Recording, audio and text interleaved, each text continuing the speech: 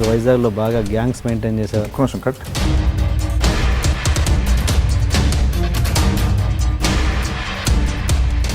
ఇక్కడ ఈ షోలో మీరు చాలా ఓపెన్ అప్ అవ్వాలి. ఇచ్చా, మీరేదో కాల్ మీద కాల్ వేసి కూర్చున్నారు, నేను నార్మల్గా కూర్చున్నాను. ఇండస్ట్రీలో ఎలాంటి ఇబ్బందులు ఎదుర్కొన్నారు? ఏదైనా ఒక ఇన్సిడెంట్ అది చెప్పగలరా? యోగి సినిమా వినాయక్ గారితో చేస్తుంటే ఫస్ట్ టైం నేను వినాయక్ గారితో వర్క్ చేయడం.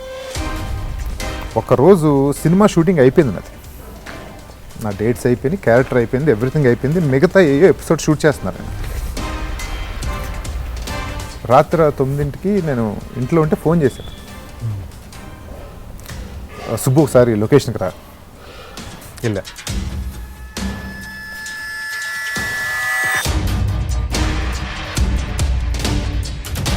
మీరు యాక్టింగ్ చేస్తున్నప్పుడు మీరు బాగా టెన్షన్ పడే కాంబినేషన్ కావచ్చు, ఇలా పర్టికులర్ ఆర్టిస్ట్ కావచ్చు, ఎవరైనా ఉన్నారా? సిగరెట్ తాగుతా, ఆయన ముఖం మీదకి పొగుది డైలాగ్ చెప్పాలి నేను. ఇంకా ఏంటి ఇంకా అన్నయ్య నా వల్ల కాదన్నయ్య, అసలు ఇది ఉంటుంది, అసలు ఏం చేయగలనా? లేదు అన్నయ్య, నువ్వు నీ క్యారెక్టర్ ఎస్టాబ్లిష్ అవ్వాలంటే చెయ్యాలి అంటే ఆయన వచ్చారు. లేదండి ఇలాగా చెయ్యాలి, ఇలా చెప్తే తప్పదు రాదండి. Do it no, why what's the problem? ఏంటి సార్ ప్రాబ్లం ఏంటంటే నీ ముఖం మీద పగుది డైలాగ్ చెప్పడం ఏంటంటే లే come on let's make it. So that is where like I felt like, అంటే ఒక్కసారి లాస్ట్ 15 years ఆఫ్ ఇండస్ట్రీలో నాకు మెయిన్ ఆ ఫీలింగ్, ఆ రకమైన ఫీలింగ్ వచ్చిన సీన్ అదే. ఏంటో మంచి ఎక్స్పీరియన్స్ చెప్పండి బాహుబలి 2లో.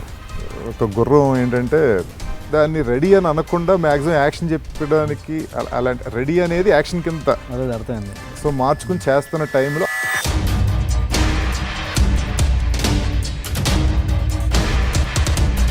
అండ్ చాలా most interesting thing and important thing of you అంటే ఏంటంటే సుబ్బరాజు గారు పెళ్ళి ఎందుకు చేసుకోలేదు ఇంకా?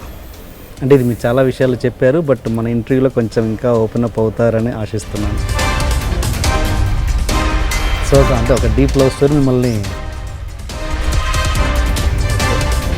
ఏం అడగాలో కూడా అర్థం అవ్వట్లేదు నాకు.